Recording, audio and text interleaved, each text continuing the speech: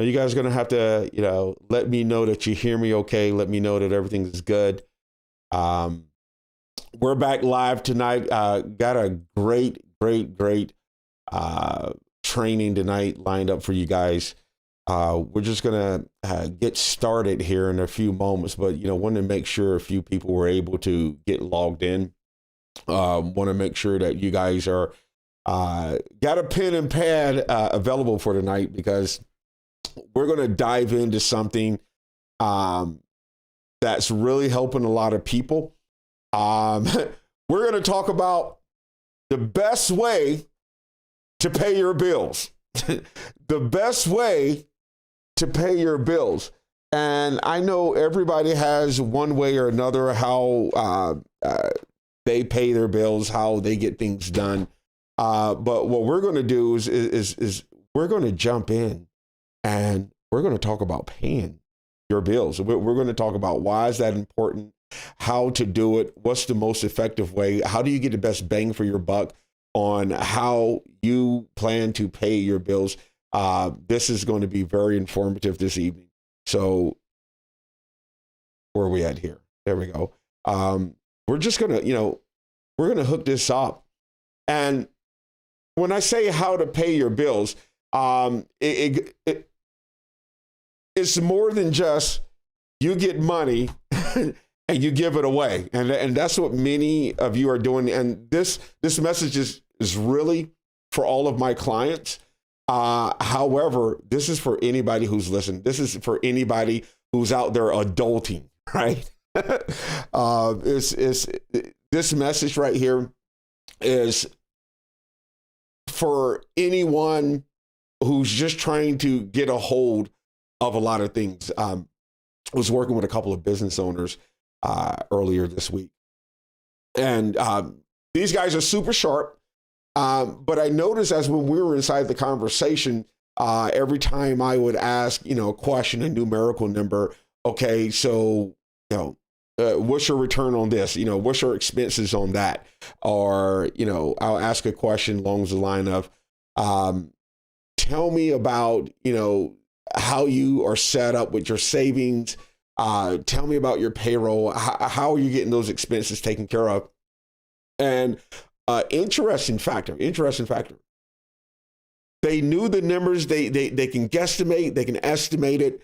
But it wasn't 100%. It was just, lack of a better way of saying it, it was truly flawed, right? It was truly flawed, lack of a better way of saying it. And these are super sharp people, okay? The guys that I'm talking about, they have been in business for quite some time.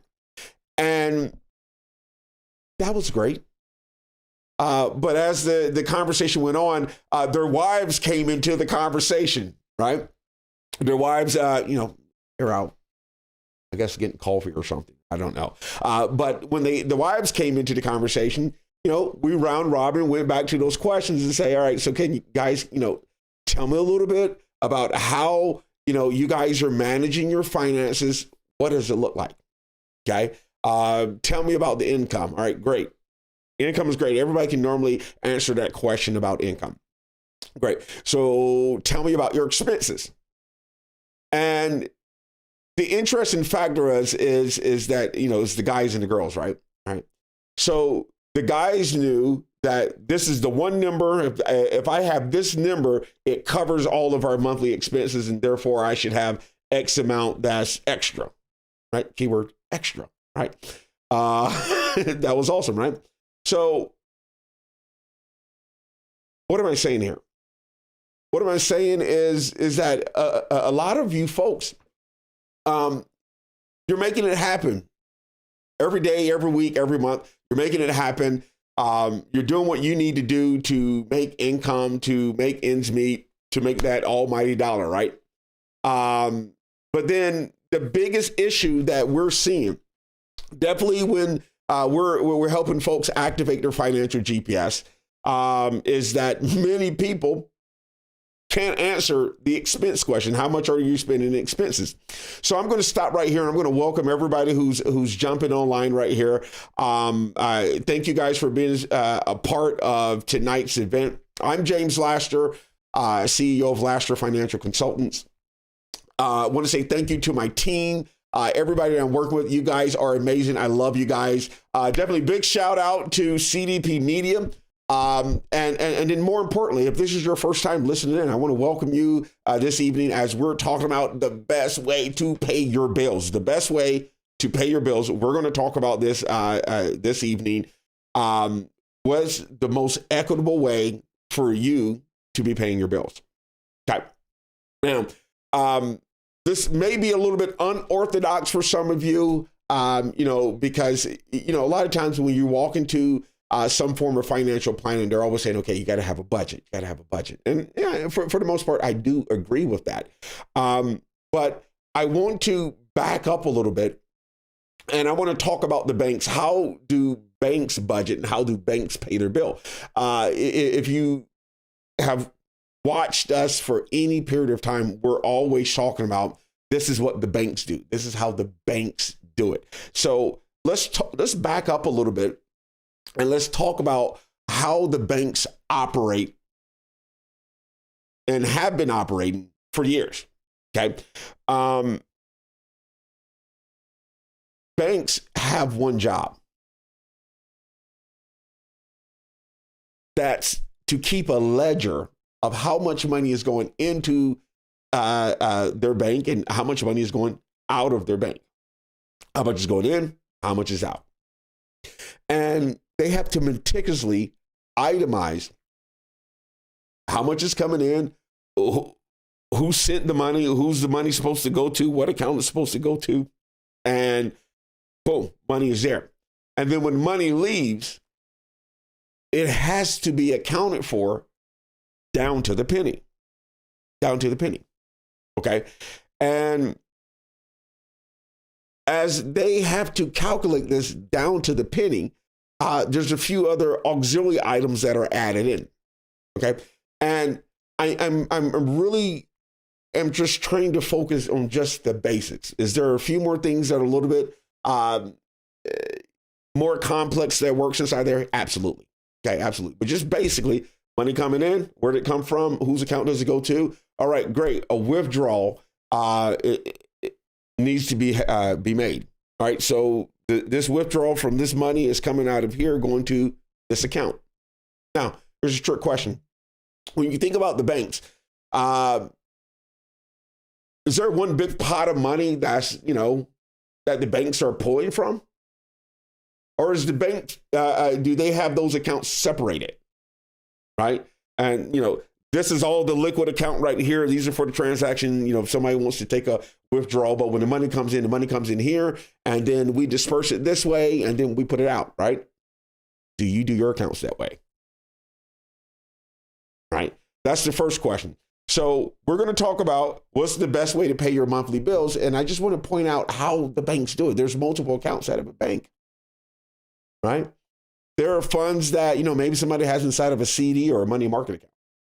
There's checking accounts. There's savings accounts, right? There's college savings accounts. Some banks host 529s, right? And obviously there are investment accounts. Some banks host investment accounting there, right? So the point that I'm trying to make is that a bank does not have all of their money inside of one account or two accounts. So if you only have one bank, I'm going to tell you that you need more than one bank. I'm going to tell you that maybe 3 banks will be great for you. And each of those banks have, their different purposes, right? So you want to have a transactional account. You want to have, savings account. Okay. And you also want to have your emergency account. Now, some people have them all 3 at the same bank. I've always learned never have all your eggs in the same basket. So let's just be mindful of that, right? Now, the second part I want to talk about, even before we get to paying all of your bills, even before we get there, the next thing I want to talk about is understanding just the pure history of banking. Just the pure history. Let's just step back for a second. Okay. Pure history of banking started with, the gold standard. Back in the day, people traded gold and silver. Remember the old Western, somebody would bite a gold coin and they're just want to make sure that it's real gold and it's not fool's gold? Totally unsanitary, by the way. Anyways, so you'll have people and they're trading back gold, right? Well, that became very dangerous because, it's too easy to get robbed. So what did people ended up doing? They would take their gold and they would take it to a bank. Say, here, you keep that bank, you keep my gold right here. And then the bank will issue them a bank note. Stay with me here, right? So in the event that you wanted to barter or trade, you will give somebody your bank note and say, okay, hey, this is good for X amount of gold. Let's barter here. Let's trade here. Okay. Hence bank note. What did the banks started doing? So banks knew that they were not getting rid of all of the gold that was inside of their vaults, if you will. So banks learned quickly, we can start giving out multiple bank notes and start making money on our money. We don't have to have that much money here. We can give out bank notes. Bank notes. Bank notes. That's where they came from. Fast forward to it today, we have the dollar bill, right? And it's basically just like those bank notes. Those are IOU that if you go to the bank, this money is readily liquid and accessible to you, right? Okay. That's true for the most part, but the biggest difference here is up until 1933, all the banknotes or all the dollars were backed by gold and silver. Nowadays, it's a little different. It's not backed by gold and silver anymore, right? It's kind of crazy. And nowadays, we still have that banknote. That banknote is called a dollar. You can use that dollar anywhere. And we just don't have dollars, we have, coins, but we also have digital dollars. And so most of us have digital dollars, right? Very few of us go to the bank and say, hey, I want, a couple $100 in cash. Many people don't do that. I highly recommend that you have a cash reserve, right? But many people just don't do that anymore, okay?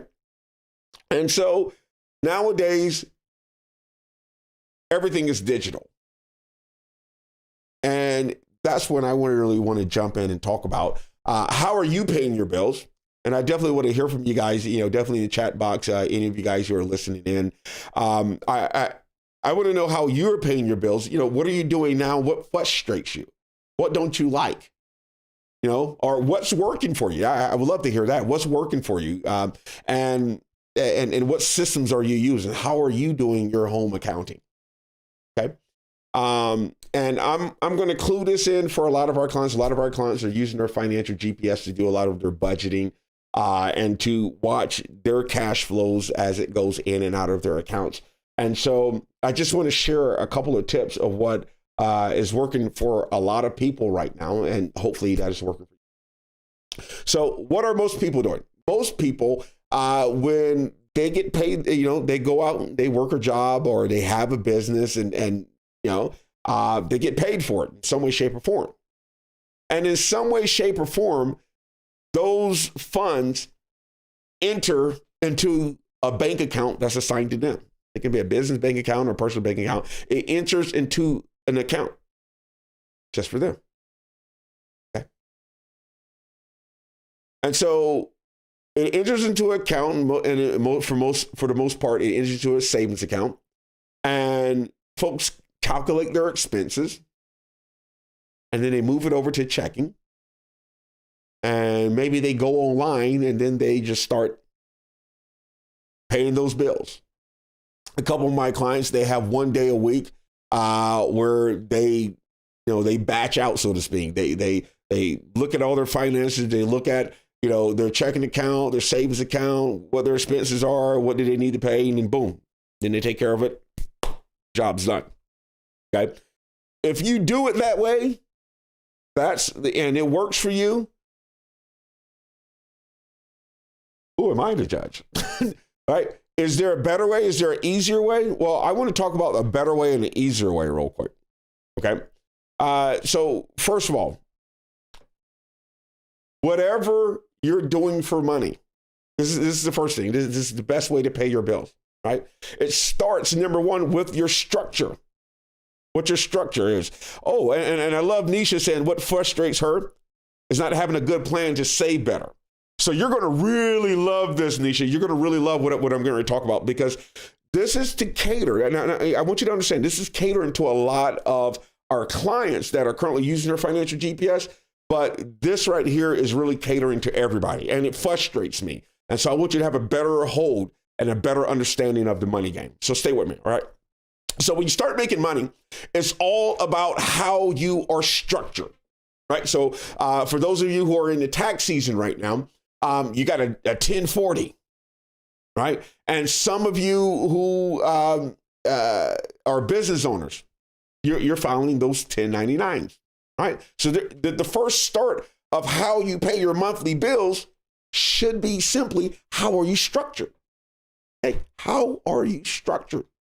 And some of you probably asking, like, oh, well, what do you mean how I'm structured? So for business, for business owners, let's start with business owners first. Well, when you get paid, all of your money should go inside of your business bank account. I know some people, that should sound elementary, right? But wait, it's not so easy. So the money that you make goes inside of your business account. And then once it goes inside your business account, what happens after that? Right? Once again, you should have it divided up. I always recommend a minimum of 3 different ways it should be going, right? There's if you're a business owner, a certain portion you should set aside for taxes. Certain portion you should set aside for savings. And then the third part should be set aside for expenses. What are expenses for a business owner? Expenses for a business owner, number one, payroll. That's an expense, right? Number 2, marketing, advertising, equipment, subscription, fees. That's an expense, right? So that should go inside the expense category. So once again, as soon as you get paid, you allocate funds that go directly inside your savings. Then you allocate funds that go directly set aside in a second savings for taxes. And then thirdly, for expenses. Okay. So there's that structure right there. Now, also, as we're talking about structure, how are you structured? Okay. And we talked about this before a couple of weeks back. I'll revisit that information. But if you are structured properly that way for your expenses, and your expenses are being paid out, what about the other money that's left over? What about the profits or the income? Well, that's the reason why you should have a family trust. So that money goes to that family trust. Yeah. Because if you are a beneficiary of the right kind of family trust, then that means that everything now that you spend your money on, if you're a beneficiary, is not taxable. Okay. And we'll dig into that a little bit deeper. But it should go to your family trust. Okay. Boom. Done. Okay. So let's talk about everybody else who's getting paid 1040, right? Maybe you got a regular 9 to 5 or 3 to 11 or something like that. Let's talk about those people. Okay. So then when you get paid and your money goes inside of your checking account, right? Remember, we're talking about structure. So number one is just, let's make sure you're properly structured, and then everything else falls in line. It makes sense. Okay. So when you get paid, where does your money go? Okay. Well, once again, you have that savings, set aside some money for taxes. Okay. And then there's your expenses. So what I'm really trying to say, run your household like a business. Run your household like a business, and you won't go wrong. Everything will be calculated, right? Everything will be accounted for. I mean, think about it. A lot of financial gurus will always tell you before money comes in, it needs to be accounted for. before money comes in, it needs to be accounted for. As we always say, though it may be hard, proper planning makes execution easier. So if you know that you are getting paid on Friday, your money should already be accounted for by Thursday. Yes? Okay. So if you're getting paid like, 1040, you got a day job and your money is coming in, stay with me here. You should be structured properly. So you also should have a family foundation. Just talking about structure, right? I know many of you thought I was just going to start in talking about the accounting and the budgeting and all that good stuff. No. You should be structured properly. So everybody, every family, every household in America, you should have a private family foundation. That's a 501c3. You know why? Because now you can donate up to a third of your income to your private family foundation. Yeah, oh man, that's good. Right? That's how you put your kids through college. Give them a scholarship on your private family foundation. It's tax-free. It's tax deductible. That's how you should be paying your tithes and offerings. Not directly from your paycheck. Why am I saying this? Why is this the best way to pay your bills? Did you know since 2017, you're capped at how much you get to write off? And so many people don't get the credit or the write-off credits or the deductible credits on their taxes unless they itemize. That's right. So Congress has made it harder for people to donate to their favorite charity because it caps how much they can write off overall at the end of the year for their taxes. But if you have a private family foundation, a private 501c3, and folks, if you need help with that, we have people on our team that helps get all that stuff put in place for you. It's not super expensive, but the what you're able to save and do with the funds of that private foundation is amazing. So this is the way that you should be donating. This is what you should be doing. If you are going to take 10%, like most people do, and they do their tithes and offering, that's where it should come from. Okay. Now, so you got a private family foundation. And if you are a business owner, you definitely want to have a business trust and you want to have a family trust. Right? It's all the flow of money. So if you flow your money from your business to your business trust to your family trust, now all that money is reduced taxation or no taxation. Why? Because you're a beneficiary. Beneficiary trust, that's an expense. Expenses are tax deductible. But if you have if you get 1040 income, right? Before you pay anything, go ahead, shoot that money over to your family foundation. Why? Because you can donate money from your foundation to help somebody that you know and love pay their light bill. That's a donation, mama. Come on now. Yeah, okay, right. So now you want to make sure that your structure is right. Okay, now let's get to your bank account now. So now you got money inside your bank account. And by the way, let me not, I don't want to digress here, but look at those 3 bank accounts that we're talking about. If you're a business, and so I'm itemizing for some of you guys, I know everybody's not a business owner. Hopefully you will be by the time I get done with you. You're gonna have a side hustle. You're gonna have a business, but I know you're not there yet. So let me just guide you here real quick. So if you have a business, and you're going to have a business account, number 1, right? You set that up with the corporation of the state. That's where your funds are going to go in through. So you need a business account. Number 2, you're going to need a trust account. Okay. Yep. And then you're going to need a foundation account. You're going to need all 3. You're going to do it right. You're going to do it right. And this is the best way to do it, right? So boom. Okay.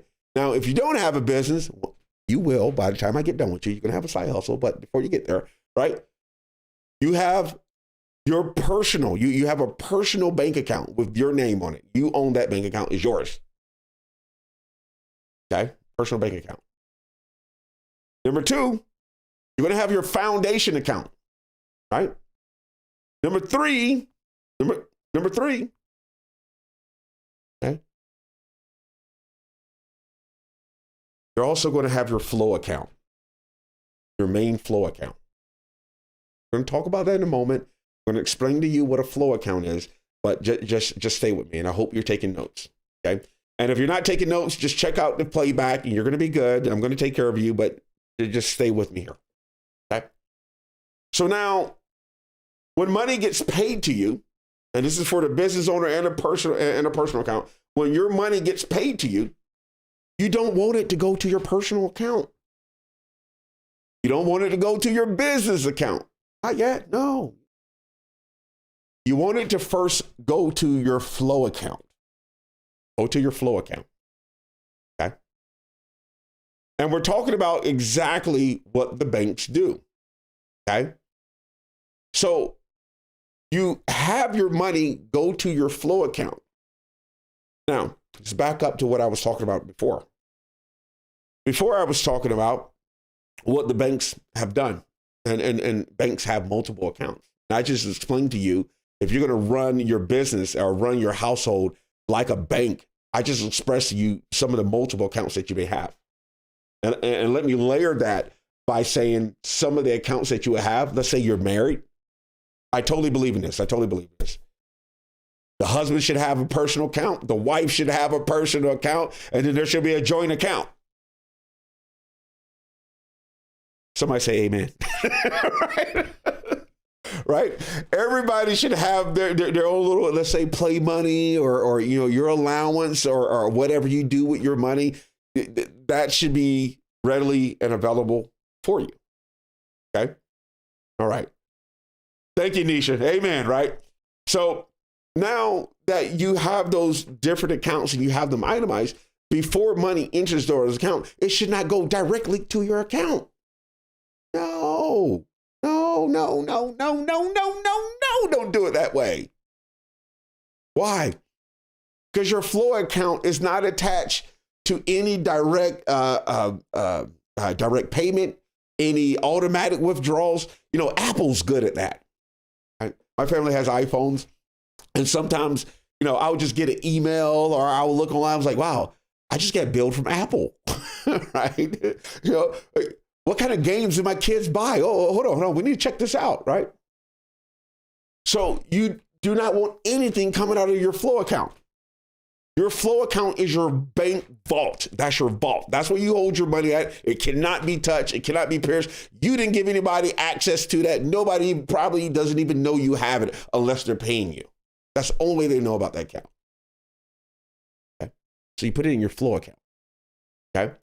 Now, as many of you already know, depending on the amount, it can take 1 to 3 days for you to flow your money. Okay? And if it's a larger amount, it can take 1 to 4 days or up to 5 days to flow that money into your policy and then back out of your policy. Now, I gotta stop. I gotta slow down. I'm moving too fast. Some of you guys are probably asking, James, what in the world is a flow account? I'm sure you can talk to any of my clients. They know what flow accounts are. But for somebody who's new, and Nisha, I don't want to point you out or call you out, but maybe you're new because one of your questions says, you can't stand when something frustrates you and you want to be able to save better. So let me tell you how to save. So when we talk about flowing money, that means money is inside of a bank account. And from your bank account, it flows through your life insurance policy, and we use and recommend index universal life policies. There's the only ones that you can do that with. It comes from your bank account into your index universal life policy. We'll leave a little bit behind, but then we're going to take a loan from our index universal life policy, okay, and put it right back inside of our flow account. Hence, flow account. That's why we call it a flow account. It's the one account that you take your funds from your bank, flow it through your life insurance policy, and then pull it right back out of your life insurance policy and put it right back in your bank. Now, just to summarize, the reason why we do that, all the money that you pull out of that policy, now you're earning 3% or more. You're earning 3% or more on every dollar you spend now. So now it's like you're making your money back after you spend it. Okay? You're making your money back after you spend it. Now, what's so good about that? Well, if you do it long enough, and when you do it long enough, a minimum of 7 years, some people are fast tracking it now that they understand how to flow their money properly. They're able to fast track it to up to 5 years. Fast track what? This is why you have a flow account, because a flow account is meant to replace either your expenses, your income, or the amount of money that you have saved or will like to have saved, right? That's your flow account. So just bear with me right here. How much are your expenses a month? Right? And we're talking about the best way to pay your bills, so stay with me. How much are your expenses a month?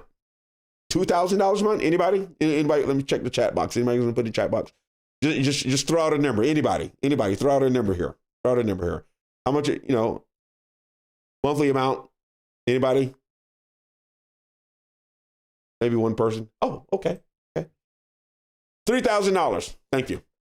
$3,000 a month. $3,000 a month. Okay. So what if your bills are $3,000 a month or $2,500 a month? And what if I told you, just because you have a full account, right, that your expenses will now start to be paid from your policy in anywhere between 5 and 7 years? Between 5 and 7 years. That's your flow account. That's what it does for you. That's the reason why you want to flow your money. Okay. So what if all you needed was your expenses to be paid and you can walk away from your job? You can retire. You can go back to school, spend more time with your kids.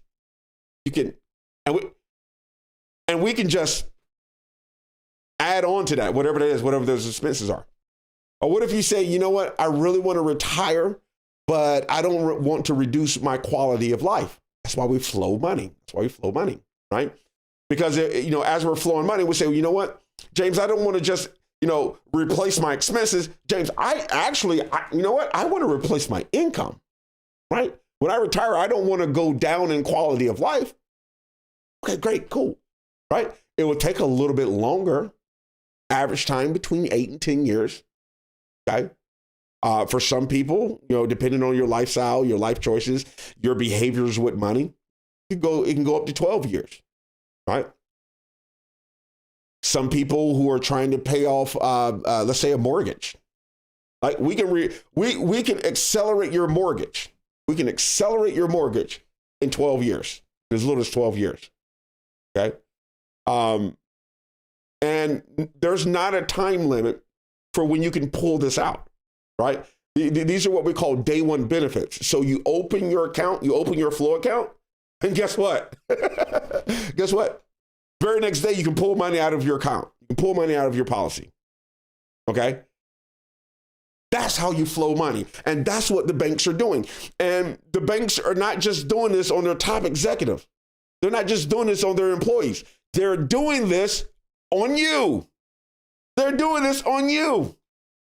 So if the banks are doing it, you should be doing it as well. Okay? So let's go back to those expenses. Let's just look at the business owner example. What are some of the expenses that a business owner has? Yes, they have to pay, salaries, equipment, fees. What else is an expense that's always there? Taxes. If you're a homeowner, you have taxes, right? So what if you are on this program and as little as 10, let's say 12 years, your taxes will be paid for you for the rest of your life? Bam, bam. Right. Okay. Now, so flow your money, right? So let's back up. You want to make sure you structure properly, right? You want to make sure that you have enough accounts to support, your financial goals, and mainly your accounting structure. right? Now, this is just a bird's eye view. This is just an overview on how to do it. Many people do it many different ways. I'm just giving you the bare minimum components that you need to have. Okay. All right. So when you get paid, your money goes inside your flow account. Okay. And then you flow your money, and that money, you put it through your life insurance, and it goes right back inside that account. What happens after that? By then, you should have calculated your expenses. You should have calculated your expenses by then. And now you direct your money to which account it needs to be in. Which account it needs to be in. And as a rule of thumb, inside of your transactional account, I am recommending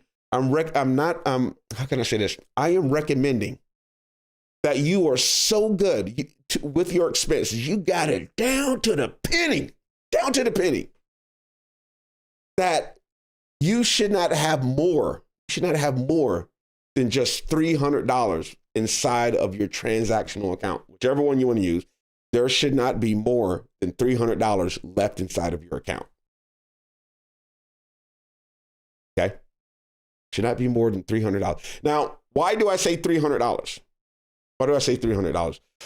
Many accountants and gurus say it should be down to the zero. You shouldn't leave more than $100 inside that account.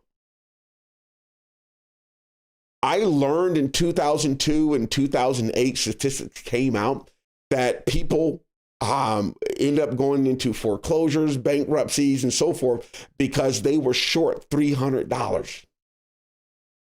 They were short $300. Okay. If you are just on a savings flow, right? So we got three types of flow. You got a savings flow, an expense flow, and then a max flow, right? Savings flow is just, you need to save and you're just going to start now. The recommendation is $400 a month, right? Where did that number come from?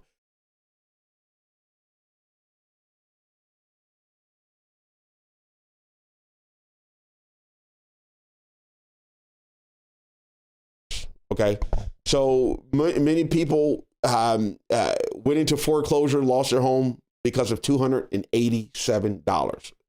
Okay, so that's where the $300 come from. If you're able to start saving and living without $300 and you just leave it inside your transactional account, that's the beginning of creating an emergency fund if you don't already have one. Now, the flow account is going to exponentially grow any type of savings. But if you just need an emergency fund and you don't know where to start, you want to try your hardest to save $300. Have that inside of your expenditure account. Okay. All right. Next step. So while you're doing this, what I'm getting ready to do, man, I am getting ready to bless so many of you. If you stay this long and you're listening and you listen to everything before this is where the blessing comes in right now. If you do what I'm getting ready to tell you to do, your credit score will go up 114 points. 114 points. If you do what I'm telling you to do, your credit score will go up 114 points in as little as 6 to 9 months. All right. What I mean. Okay. So you are going to restructure your bill paying dates. Restructure your bill paying dates. Okay. Many of you have your bills due on the 1st, push them to the 7th. If they're due on the 10th, push it to the 14th. If it's due anytime after the 14th, push your due date to the 21st. If it's due anytime after the 21st, push it to the 28th. Those days are very strategic for multiple reasons. Okay. Okay. So now you have, up to 4 different quadrants of when your bills will be due. I want you to try to reduce, you paying bills 4 times a month to you just paying bills once or twice a month, no more than twice a month. Now, how do we establish this? Okay. So we establish this, and I'm recommending that you have 3 to 5 credit cards, 3 to 5 credit cards. If you're a business owner, you should have 5 to 7 credit cards. If you're just an individual, you need to have 3 to 5 credit cards. Now, if you want to know which credit cards to get, we can have that conversation. I'm going to be putting out a credit detox course for you guys in a couple of weeks here. But just understand, you should have 3 to 5 credit cards, okay? Now, your bills should be automated. It should be automated. Now, a lot of you got a mortgage, for example, okay? And when you got your mortgage, they say, well, we're going to take this money out of your, out of your checking account. That doesn't help you, people. Trust me when I'm saying that does not help you. And we're going to tie this flow account and all this stuff together, but just see what I'm saying. You should have all of your bills automated, okay? And your credit card should be getting billed. Nobody should have direct access to your checking accounts, right? No one. Now, stay with me here because a lot of our clients are using our financial GPS. And when you use your financial GPS, you are afforded the opportunity to link your accounts with your GPS, and your GPS is able to itemize all of your expenses. Many of our clients are saying, hey, James, what is this miscellaneous account? What is that about? And I say, well, you need to dig in, go look at your bank account and see what's housing, what's grocery, what's clothes, what's utilities, and everything that's miscellaneous, you want to question it. Lo and behold, people are finding miscellaneous bank fees coming out of their account. It's coming out of their accounts. All those different transactions that are going in and out of your account, the banks are easily able to just pull money out of your account at will. Many of you didn't know that. Right? Like, really, do you count everything down to the penny? No. Right? So depending on how much you make a year or how much is going in your account over the course of the year, the bank is pulling out an extra 1%. And then the numbers is 1 to 3.4% banks are able to pull from your account. Now add that on to all of the ATM fees and all of the overdraft fees and all of the other account fees. Man, they're making money off of you hand over fist. So many of you, once again, when we go back to the GPS, many of you guys have no idea where your money is going, right? Because there's expenses, right? There are expenses, and many of you guys don't know how much you're paying in expenses. So I'm trying to help you here. Now, back to the credit automation, right? So if you got your bills automated on your credit card, you got your money inside your flow account, you then move your money over and then pay off all of your credit cards by the end of the month, right? So you're holding the balance, and we use the number $3,000 a month. So $3,000 a month should pay off your credit card bills, right? So you got your mortgage paid from a credit card, your car note paid from a credit card, your utilities can pay for a credit card, maybe your kids' tuition coming from a credit card, your insurance coming from a credit card, your car insurance coming from a credit card. All of it should be coming from a credit card. The other reason why I want you guys to have all your of your bills coming from a credit card? Because you can dispute a credit card entry, a credit card purchase. You can dispute that. You can dispute all of that. That's great, right? If they just take it ACH out of your bank account, what you gonna do? You gave them direct access to your bank account. And to all of my clients that are aged 55 and over, please listen to what I'm saying. This is where the biggest part of senior fraud comes from. And if you're listening and you're not 55-year-old, I want you to think about your parents and your grandparents. Simplify this process. I promise you, you're literally protecting them for fraud. Because if money comes out of one of those accounts and it's a credit card, it's the credit card's responsibility.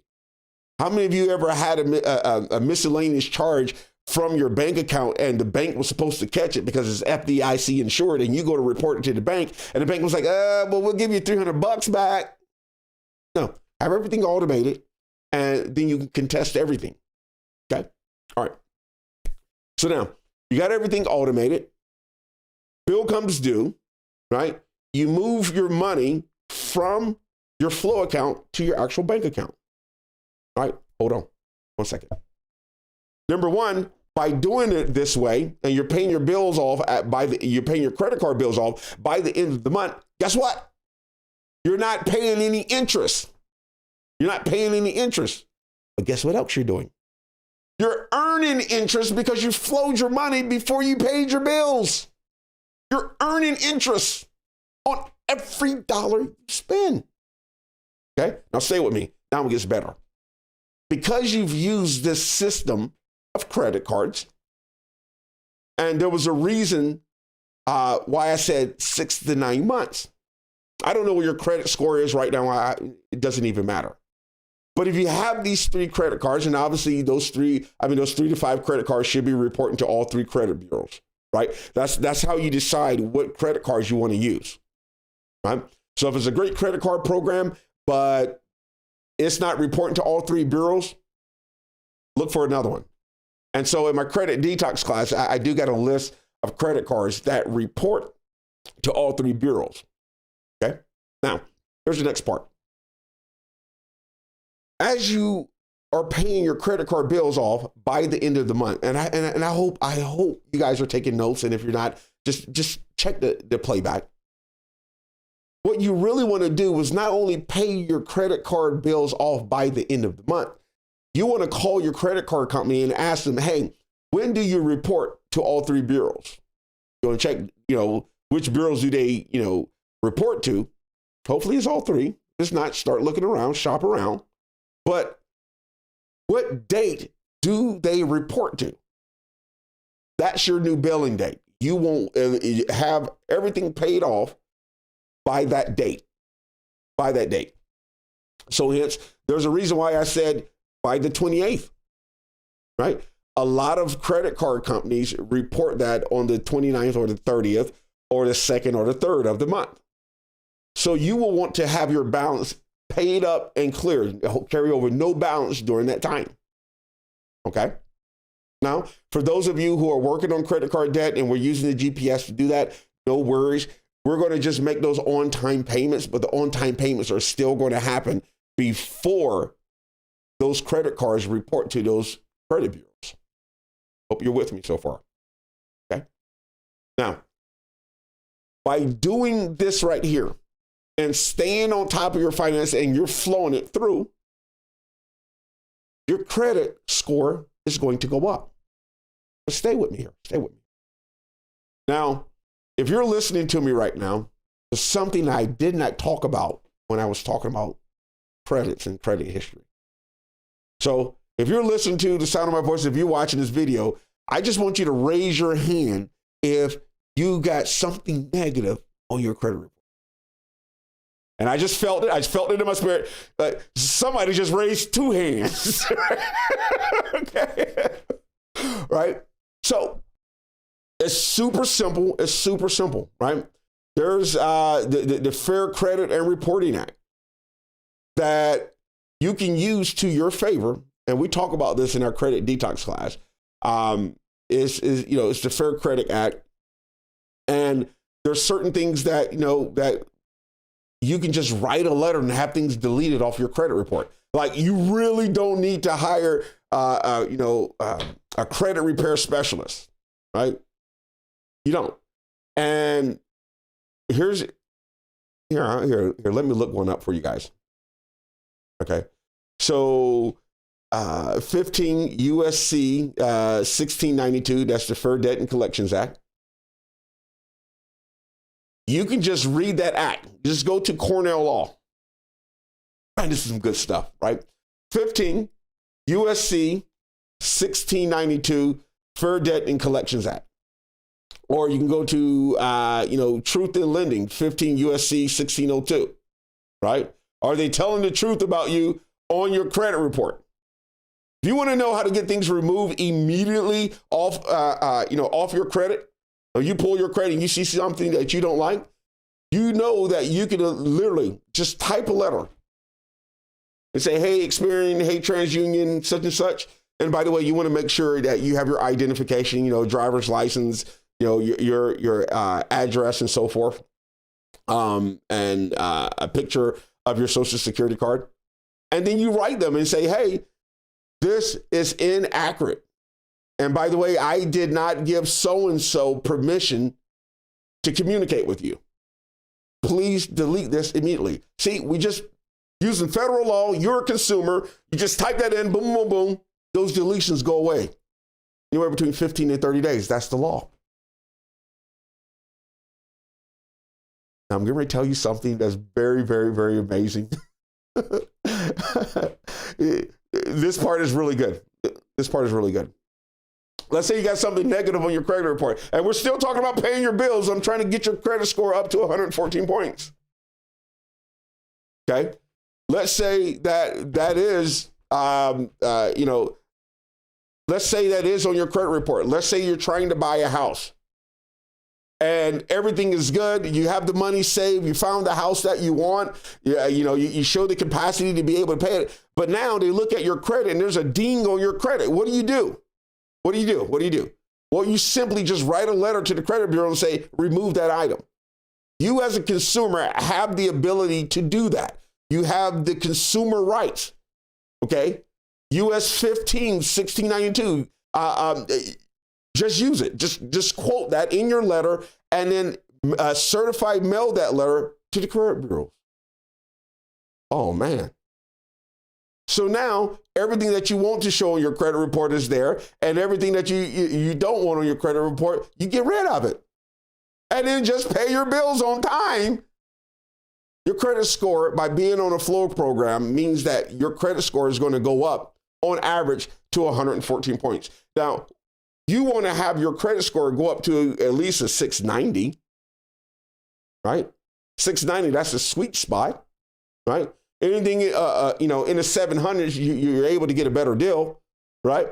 I challenge you guys to work really hard to get a 785. And people, if you're on the Flow program, Flow to Grow program, you have already started seeing those gains if you're using the system that I'm sharing with everybody tonight.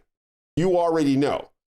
You can already validate it. And definitely, if you're one of those people, go ahead and put it inside the chat box so everybody can be able to appreciate what we're talking about, right?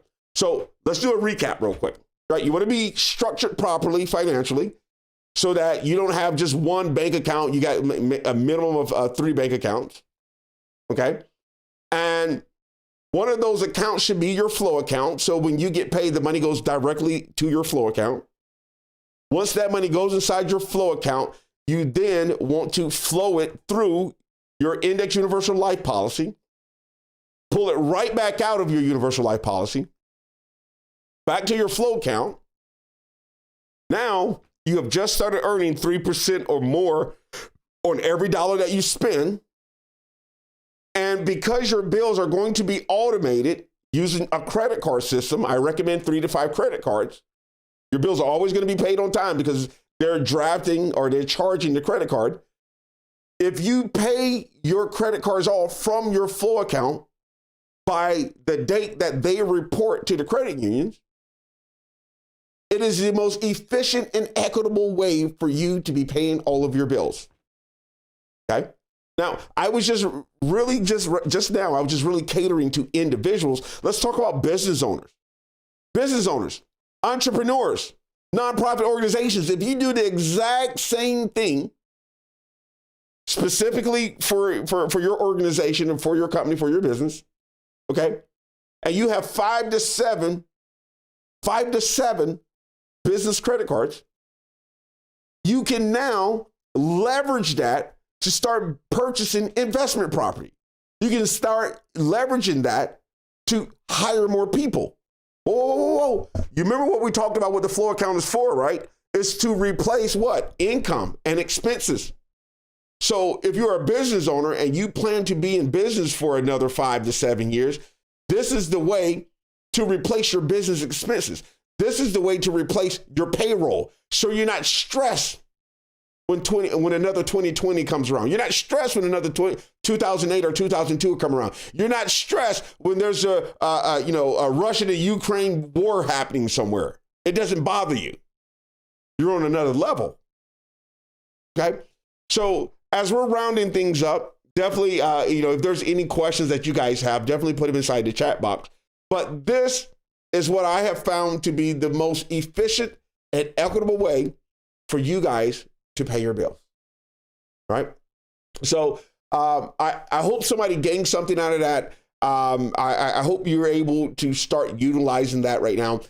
If you want to know exactly how to do this and what works right for you, with like some recommendations and some customization, definitely go to LasterFinancial.com. You can go to The Laster Financial on Facebook. Click the notification bell. Put a message inside our comment box. We'll get back to you. Or I'm gonna put a link inside of the chat box for everybody, and you guys will be able to book a GPS consultation. We'll show you how to get all of that in place. We'll show you how to get a bird's eye view of your financial situation. But look, you got to start, and I recommend that you start tonight. Don't wait. I recommend that you start tonight, because if you start tonight, just saying, if you start tonight, just a little thing, just start calculating your expenses, start calculating your income, start calculating the next time that you get paid. Okay. Don't let it be a mystery to you. Don't be like, going to Vegas every time you get paid, right? This right here alone will help you. Now, here's the other thing. The other thing is, I hope you have recognized that everything that I said is completely different than what you may have heard before. You see, a lot of times people are talking about, save. Well, saving is very difficult for a lot of people. Saving is just difficult. Okay, it's hard for people. People don't get it, and then and I want you to think about this, right? The whole purpose of my company is to take the fear out of finances through education. Take the fear out of finances through education. And what I'm telling you to do is to flow your money. The more you flow, the more you grow, right? You're going to save a little bit. You're going to have a base rate of savings, yes. But you need to spend, right? Spending helps the economy. Spending, right? Spending grows your flow account, right? Spending grows your flow account. And when the market goes down, all of you guys who have your flow account already installed, you're not losing any money. You're not losing any money, okay? You're growing money, all right? Now, I want to leave you guys with one more bonus tip. Thank you so much. I have people helping us out inside of the chat box right here. You see that, that link if you wanted to, there's no pressure, but that link if you wanted to, if you wanted to go ahead and make an appointment and activate your financial GPS so you can start getting on top of your finances, increasing your credit score, it's definitely there for you. But here's the bonus. And thank you and I give this bonus at the end for all of you guys who stay to the end. Here's the bonus point. Right now, because gas prices are so high, you can start benefiting from that using your flow account. Now, one way you can benefit from that is before you pay at the gas pump, make sure you flow your money. That's number one. Number two, because you know me, right? You can request information on our alternative investment accounts where you can make money off of these high gas prices. Not everybody's upset about the high gas prices, right? They guaranteed 10%. For the last 4 years, it's been 17%. Okay. And right now, people are getting a return of 34% right now on all these high gas prices. How long will it last? We don't know. And, past performance does not predict future results. We all know that. But right now, you can get in while it's hot, right? Why? Why am I telling you this? Because I want you to be well. I want you to know everything's not gloom and doom, right? So thank you guys for sticking by me and listening. I'm James Laster, Master Financial Planner, CEO of Laster Financial Consultants. Definitely want to give a shout out to CDP Media. If you think we look good tonight, you think we sound good tonight, that's because of CDP Media. Check out, they did an awesome broadcast last night. Got so much information out of that broadcast. Definitely look up CDP Media because that's a great wealth of resource. I want to thank my team, all of you guys. I love you guys. I love you guys. I love my team, right? I love what I do, but I love it even better because of the people that I get to work with. We really, really, really love all of our Laster Financial family. We love you guys. We are so excited every time you guys give us a call and just, hey, you want to check on this, check on that. You want to make a new appointment and all that good stuff. We love you guys, right? Virtual hug. So thank you guys for chiming in. Thank you for everybody's input tonight. Alon, we love you too, bro. Thank you so much. You guys, Jennifer, we love you, girl. That's my girl. That's my girl. All right. You guys take care. And by the way, Nisha, no Lexington Law. That's a ripoff. Lexington Law is a ripoff. All right. Stick around with us, ask the right questions, and we're going to help you get that credit score up. We're going to help you clean that credit score. Right? It's no sense. It's too much wealth out here for all of us, and we want you to have a piece of that pie. We want you to have a piece of that pie. Okay. So don't forget about us when you're ready. When you're ready, reach back out to you. Reach back out to us. We love you guys so much. Take care. Be well. God bless. I'm gonna go ahead and get out of here. I feel like I want to go to the beach. Take care, everybody. Talk to you guys next